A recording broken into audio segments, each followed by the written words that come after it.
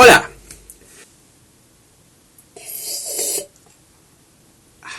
Hoy hablaremos de enfermedad, de depresión y de cómo un medicamento hecho para el cólera te puede ayudar a sobrevivir en la era del coronavirus plenamente. El día de hoy hablaremos de la pandemia y de los antidepresivos. Corre video. Aunque los hechos de pandemia pueden sonar a un suceso moderno, existen antecedentes desde el 706 donde se construyen hospitales islámicos para tratar a los pacientes con lepra. Sin embargo, en vez de ser tratados, se aislaban. Desde entonces, la práctica de alejar a las personas que pueden contagiar a una enfermedad es completamente normal, dado en caso como esta litografía de enfermos de cólera en 1884.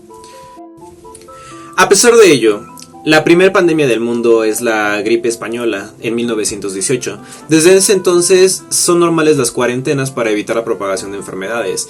Mientras tanto, el primer antidepresivo data de los años 50, que fue un fármaco antituberculoso. Después se observó que este fármaco presentaba un efecto de elevado ánimo. Pero fue hasta 1957 cuando se empezó a tratar como tal.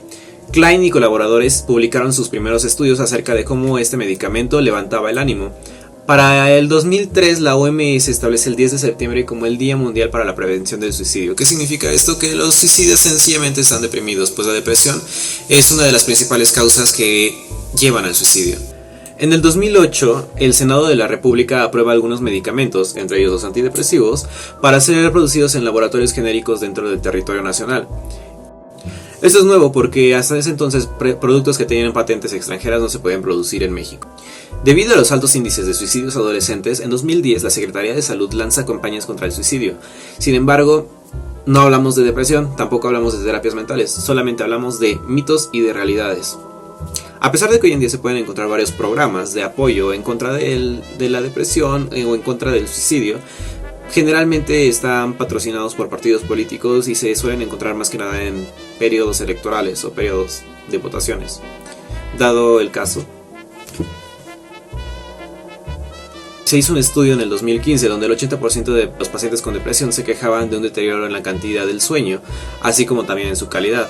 La alteración del sueño está cada vez más relacionada con los factores de la depresión moderna, pues la mayoría de las personas que presentan depresión también tienen insomnio. Para el 2015 el Seguro Social actualiza sus servicios, incluyendo tratamiento contra la depresión en adultos. Esto es interesante debido a que normalmente se trata a gente mayor que sufrió abuso, a chicas que tuvieron abortos espontáneos, a chicas que han sido violadas. Sin embargo, no está demasiado normalizado para el público en general. Según la UNAM y la INPROF, en México existe todavía un estigma demasiado grande hacia la psiquiatría, pues sigue siendo un tabú. En México, hasta el 2017, la tasa de suicidio es de 5.2 por cada 100.000 habitantes, que es la quinta causa de muertes en niños de 15 años, y en los últimos 37 años ha subido en un 976%, cifras que son realmente alarmantes. Hoy en día, en México, la consulta privada psiquiátrica tiene un costo alrededor de los 500 y de los 1.500 pesos. Hablando del COVID, en diciembre del 2019 se registra el COVID, una nueva enfermedad en la cercanía de Wuhan, China. Para el 23 de enero de 2020, China ordenó el encierro de la provincia de Hubei, cerca de Wuhan, ciudad donde apareció el coronavirus por primera vez.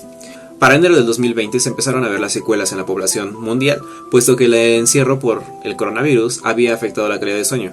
¿Recuerdan que dije que la alteración del sueño puede provocar depresión?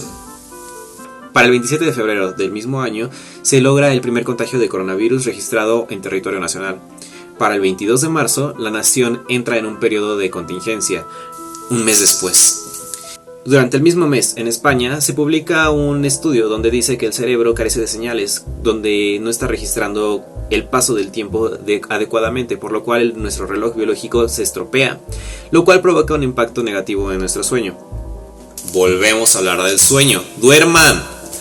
Para noviembre del 2020 las tasas de suicidio en Japón y también en el resto del mundo elevaron drásticamente, siendo las mujeres las principales afectadas. Para diciembre de 2020 la ausencia de las interacciones sociales deseadas entre los individuos solitarios aumentan más la comprensión de la soledad y de su relación con ella, cosa que el cerebro interpreta de manera negativa, lo cual constituye un grave problema de salud, sobre todo en la gente mayor. Este mismo mes se registra un aumento de hasta el 40% en productos alternativos como test e infusiones contra el estrés. Para enero de este año, expertos del Centro de Neurología Avanzada alertan del incremento exponencial de casos de depresión entre jóvenes, principalmente entre universitarios. El CNA publica la aplicación de una estimulación magnética transcraneal como terapia inocua no quirúrgica para pacientes con depresión. Para febrero de 2021, la pandemia duplica el consumo de ansiolíticos y antidepresivos en este último año. En la actualidad representa el 30% de los medicamentos prescritos. A pesar de la amplia aceptación que existe hoy en día hacia el apoyo emocional, el apoyo de un terapeuta, aún es un tema tabú entre la mayoría de las personas, y no solamente dentro de México, dentro del mundo, puesto que en 2008 muchísimos jóvenes rompieron el silencio y empezaron a hablar acerca del tabú de los antidepresivos y del apoyo emocional, especialmente de los problemas psicológicos.